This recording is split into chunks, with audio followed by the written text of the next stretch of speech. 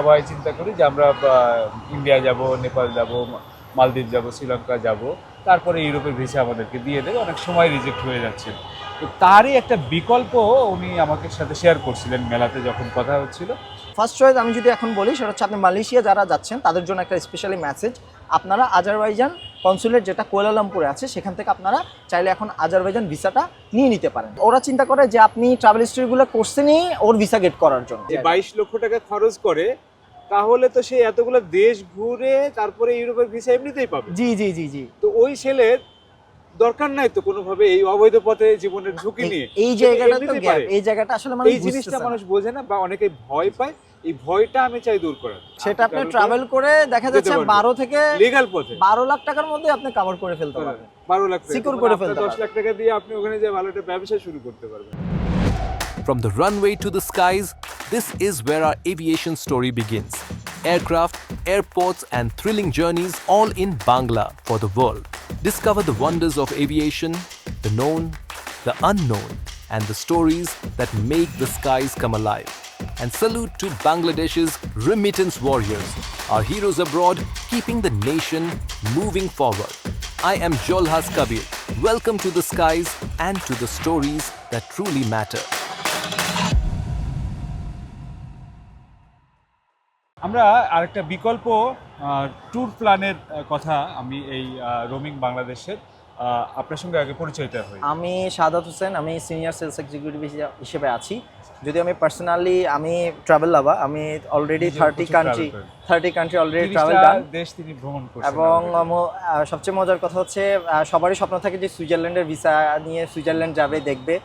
আর মানে ফরচুনেটলি আর আনফরচুনেটলি আমি লাকিলি সুইজারল্যান্ডের ভিসায় আমার পাসপোর্টে পাইছি, এবং আলহামদুলিল্লাহ আমার ফার্স্ট ইউরোপ কান্ট্রি ছিল সুইজারল্যান্ড। মানে সুইজারল্যান্ড গেছি, জুরিক লেক, অ্যামেজিং মানে ওইটা অন্যরকম একটা প্যারাডাইস, মানে আর্ট প্যারাডাইস।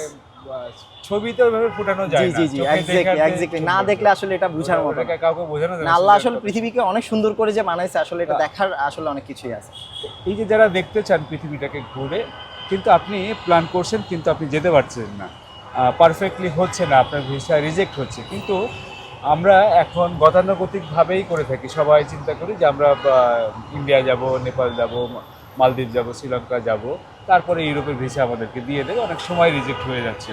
তো তারই একটা বিকল্প উনি আমাকে সাথে শেয়ার করছিলেন মেলাতে যখন কথা হচ্ছিল।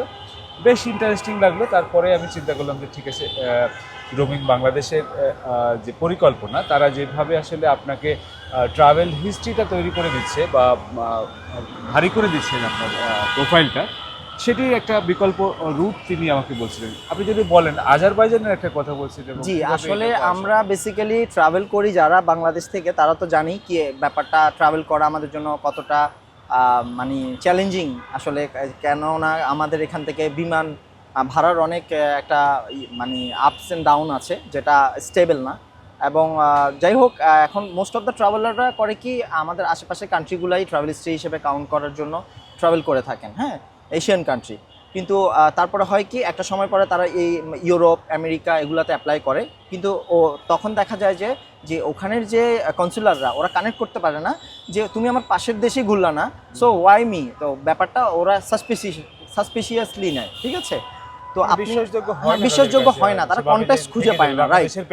ওরা চিন্তা করে যে আপনি ট্রাভেল হিস্ট্রিগুলো কোর্সে নিয়ে ওর ভিসা গেট করার জন্য, আপনার ট্রাভেল হিস্ট্রিগুলোর কথা। হ্যাঁ, আমি বেসিক্যালি যেটা বলতেছি নেপাল, শিলং, ভুটান, মালদ্বীপ, মানে আমরা গতানুগতিক যেগুলো, মানে যেগুলো আমাদের জন্য ইজি অ্যাক্সেসেবল, হ্যাঁ। বাট আপনি যদি অ্যাকচুয়ালি ট্রু ট্রাভেল লাভার হন, আপনি চ্যালেঞ্জ, আপনি অ্যাডভেঞ্চার পছন্দ করবেন, আপনি দূরের দেখা যাচ্ছে আফ্রিকার মতো নামিবিয়া, অনেক সুন্দর ল্যান্ডস্কেপ, হ্যাঁ ল্যান্ডস্কেপ, আপনি ওই দেশগুলো যখন কভার করে আসবেন, তাদের ডে ওয়ানে মাথায় থাকবে যে you are the genuine tourist, ঠিক আছে। আপনি ট্রাভেলের জন্য আপনি লক্ষ টাকা খরচ করার জন্য রাজি, আপনি আপনার প্যাশনের প্রতি রিয়েল টুরিস্ট, দ্যাটস ইট। ওরা এইটা প্রমাণ করতে হবে যে আপনি রিয়েল টুরিস্ট, প্রমাণ করতে হবে, এটা ডেস্টিনেশন দিয়ে প্রমাণ করতে হবে। তো ডেস্টিনেশন চয়েসে যদি আমরা ভুল করি তাহলে ইমপ্রেশন অবভিয়াসলি ভুল আসবে। ইটস নট অ্যাবাউট দ্য কথা বলছিলেন যে আপনাকে আমার খুব মজা লাগছে যে চায়নার যদি আপনি 10 বার 20 বার ভ্রমণ করেন, হ্যাঁ এটা এক্স্যাক্টলি সেটাই। আপনি কাউন্ট করেন না, সেটা কেমন কাউন্ট ওভাবে করে না, তাদের সেন্স অফ হিউমার এভাবে কাজ করে যে আপনি চায়না গেছেন এবার 20 বারই যান, সেটা ট্রাভেল হিস্ট্রি হিসেবে সে কাউন্ট এই জন্যই করে না, কারণ আমরা মোস্ট অফ দ্য বিজনেসের কারণে চায়না যেয়ে থাকে, এবং মোস্ট অফ দ্য কনসুলার এই জিনিসগুলো জানে। সো জানার পরে সে আসলে ওটাকে ট্রাভেল হিস্ট্রি হিসেবে কাউন্ট করতে চায় না, যদিও এটা অফিসিয়ালি ট্রাভেল হিস্টোরি, বাট এটা মিন করতেছে না যেটা অ্যাকচুয়ালি আপনি কানেক্ট করতে চাচ্ছেন। ট্রাভেলারের জন্য এনাফ না, এক কথায় এনাফ না।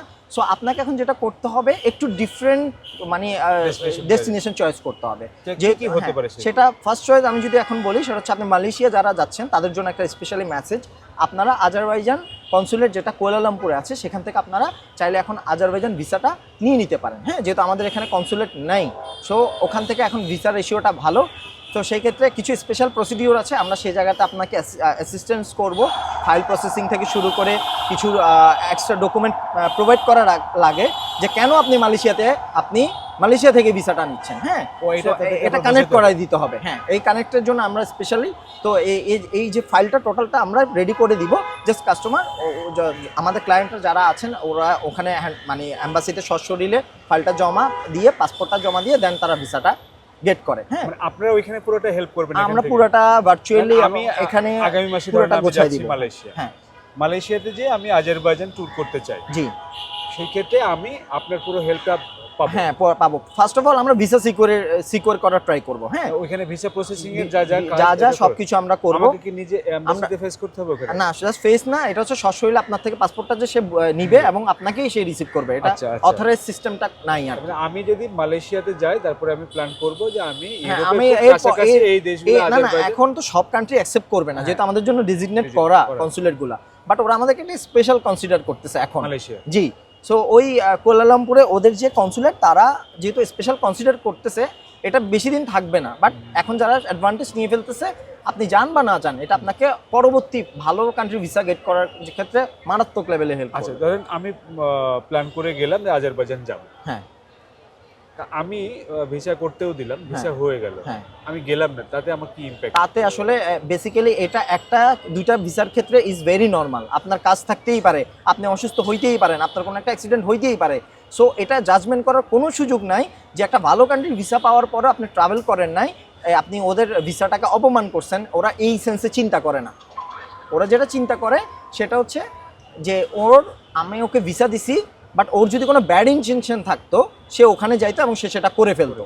তো যেহেতু সে ওখানে যায় নাই, দ্যাট মিনস তার টাইম মোর দেন এক্সপেন্সিভ। মানে তার যে আমি যে ভিসাটা দিলাম তার থেকেও তার time expensive. That means he is a actually valuable person and traveller. তো সেই ক্ষেত্রে যারা মালয়েশিয়াতে ট্যুরে যাচ্ছেন তাদের জন্য এটা বিশাল একটা সুযোগ। আপনারা আজারবাইজান এটা ট্যুরটি প্ল্যান করতে পারেন। খরচের বিষয়টা যদি আপনার সঙ্গে খরচটা অ্যারাউন্ড দেখেন, যেহেতু এটা মোটামুটি ইউরো এশিয়ার মিডল সাইড এবং ওখানে যেহেতু আমাদের মানে ফ্লাইটগুলোর প্রাইস তো আপনারা জানেন যেহেতু আপ ডাউন করে, বেসিক্যালি আমি একটা অ্যাপ্রক্সিমেট ধারণা দিতে পারি, সেটা হচ্ছে অ্যারাউন্ড 85-90। এখনকার মানে বর্তমান যে যুদ্ধের কারণে যে অয়েল প্রাইস যেহেতু বেড়ে গেছে, হ্যাঁ, বাংলা টাকা 90 এর কাছে, হ্যাঁ, 90 এর মধ্যে আপনি রিটার্ন টিকিট পেয়ে যাবেন। হ্যাঁ, আজারবাইজান না, মালয়েশিয়া থেকে একটু হালকা আরো একটু বেশি হবে, বাট যেহেতু একটু ডেস্টিনেশনটা একটু পিছনের দিকে, বাংলাদেশ থেকে যে রেটটা আমি সেটা বললাম। কেউ যদি ট্রাভেল করলে আমাকে মালয়েশিয়া থেকে করতে পারেন, সেক্ষেত্রে আরো 5-10 হাজার এসে দেশ থেকে ট্রাভেল করে যেতে। এটাই বলছিলাম, আমি দেশ থেকে যদি ট্রাভেল করেন ভিসা নিয়ে এসে, যেহেতু আপনার হাতে টাইম থাকবে, আপনি যদি এখান থেকে ট্রাভেল করেন সেক্ষেত্রে এই প্রাইসটা থাকবে। আগে 3 মাস দিত, এখন 1 মাস দিচ্ছে। রিসেন্ট আমরা যে ভিসাগুলো রিসিভ করেছি সব 1 মাসের, ঠিক আছে? 1 মাসের পর ঢুকার পরে ওনারা আপনি 15 দিন বা 20 দিন কাউন্ট হবে, ঠিক আছে? বেসিক্যালি তো এতদিন থাকা লাগে না। বা আকুতে দেখার মতো, আজারবাইজান দেখার মতো 3 দিনের মধ্যেই আনা। আমি 80-90 হাজার টাকা খরচ করে একটা ফ্লাইট করে গেলাম, হ্যাঁ, আমি আশপাশের আর কোনো দেশে আশপাশের কান্ট্রি, সেটা হচ্ছে আপনি আজারবাইজানটা কমপ্লিট করে আসার পরে, যেহেতু আমরা তুর্কি ভিসাটা একটু হার্ড গেট করা এখন বর্তমান সিচুয়েশনে, সো আপনি এরপরে আপনি আলবেনিয়া এবং মন্টিনিগ্রো চয়েস করতে পারেন, যেহেতু এই দুটোটা সেনজেনের একদম পার্শ্ববর্তী দেশ। ওইগুলোর জন্য কি ভিসা আমাকে? ওগুলোর জন্য ভিসা বাংলাদেশ থেকেই করতে হবে, কোথাও যেতে হবে না। আমরা টোটালটা প্রসেস করে দিব এবং এই ভিসা দুটোটা একসাথে আপনাকে একই ফ্লাইটেই আমরা কি করে দিব, মানে ব্যাপারটা ম্যানেজ করে দিব, ঠিক আছে? পোষায় যায় সবার, যে যারা যাতে পোষায় যায়। হ্যাঁ, ট্রাভেলার যখন যাচ্ছে রিয়েল ট্রাভেলার। কিন্তু আজারবাইজানটা কানেক্ট করা এই জন্যই, যারা 5টা 6টা 7টা কান্ট্রি ঘুরছেন, আজারবাইজানটা আপনাকে মালয়েশিয়া থেকে 2-3টা দেশকে, যদি একটা 2-2টা দেশে, সিঙ্গাপুর, মালয়েশিয়া, থাইল্যান্ড সবাই করে, হ্যাঁ, করে। এক রুটে আপনি আজারবাইজানে যখন ঢুকছেন তখন আপনি মন্টিনিগ্রো এবং আলবেনিয়ার চোখে একটু ভালো প্রোফাইলের মানুষ, ঠিক আছে? মানে আপনার ইন্টেনশন ক্লিয়ার, আপনি আসলেই ট্রাভেল করতে চান। তাহলে আপনার ইমিগ্রেশনে অ্যাটলিস্ট কোনো প্রবলেম হবে না, কারণ visa is a primary entry, right? So এটা কখনো অ্যাসিওর করে না যে ওই কান্ট্রিতে আপনি ঢুকতে পারবেন না। ওটা আপনাকে ইমিগ্রেশনে অবশ্যই কি করতে হবে, এক্সপ্লেইন করতে হবে কয়দিন থাকবেন, আপনার রিটার্ন টিকিট কোথায়। করতেছি না না অবভিয়াসলি, আচ্ছা, এবং ভাই না? ওইটা হচ্ছে এনডিএক্সি এবং ব্লু ওয়াটার, তাহলে আমি অত্যন্ত আপনার কাছ সুন্দর। থেকে সব ধরনের হেল্প পাবো। জি জি, ইনশাআল্লাহ ইনশাআল্লাহ। ভিসা প্রসেসিং ওখানে কি একই করতে হবে সাথে না একই করতে সাথে হবে, সবকিছু, কোথায় আমার এমবাসি, সবকিছু এ টু জেড, দিতে এ টু হবে, জেড। ইভেন আমরা আমাদের এভরিথিং কাস্টমার, আপনাদের কাছ থেকে আমি হ্যাঁ হেল্প হ্যাঁ পাচ্ছি। জি জি পাচ্ছেন। ইভেন আমরা আজারবাইজানের এখন ট্যুর প্যাকেজও আছে 7 নাইট 8 ডেজ আমরা। আমরা ট্যুর প্যাকেজও করাচ্ছি। হ্যাঁ ওখানে ট্যুর প্যাকেজও আছে, তুর্কিও ভিসা আছে সহ? আমাদের। হ্যাঁ হ্যাঁ হ্যাঁ, তুর্কিও আছে যাদের কিন্তু ভিসা আছে। ভিসা আপনারা নিজেরা করে যার ভিসা পাসপোর্টটা হ্যাঁ, নিজ কে- হাতে জমা দিতে হয়। এইটাই একটা যে মালয়েশিয়াতে আপনি গেলে যেহেতু ইন্ডিয়া বা নেপাল বা আশপাশের দেশগুলোতে আমাদের ও consulate নাই, জি। আমাদেরকে মানে বাংলাদেশি হিসেবে নিচ্ছে রিসিভ না। করছে না, জি সেই ক্ষেত্রে মালয়েশিয়া বিশেষ একটি সুযোগ দিছে। জি। সেই সুযোগটি যারা যারা কাজে লাগাতে চান তারা অবশ্যই আমি বলবো রোমিং বাংলাদেশ ওনাদের সঙ্গে যোগাযোগ করতে পারেন। আমি ডেসক্রিপশন বক্সে তাদের বিস্তারিত দিয়ে রাখবো। আর আপনারা যারা এই মুহূর্তে প্ল্যান করছেন যে ইউরোপের খুব কাছাকাছি দেশগুলোতে ঘুরতে চান, আমার মনে হয় এটি একটা ভালো সিদ্ধান্ত হতে পারে। কারণ আপনারা মালদ্বীপ, শ্রীলঙ্কা বা এই আশপাশগুলোতে অনেক টাকা খরচ করেই যাচ্ছেন। সেই ক্ষেত্রে যদি আমি ভালো বলি একটা কান্ট্রি যদি একটা ভালো কান্ট্রি যদি ইউরোপের কাছাকাছি হ্যাঁ, কান্ট্রি হয়, হ্যাঁ আমি একটু তাহলে অ্যাড ওটা করি বলুন। প্লিজ।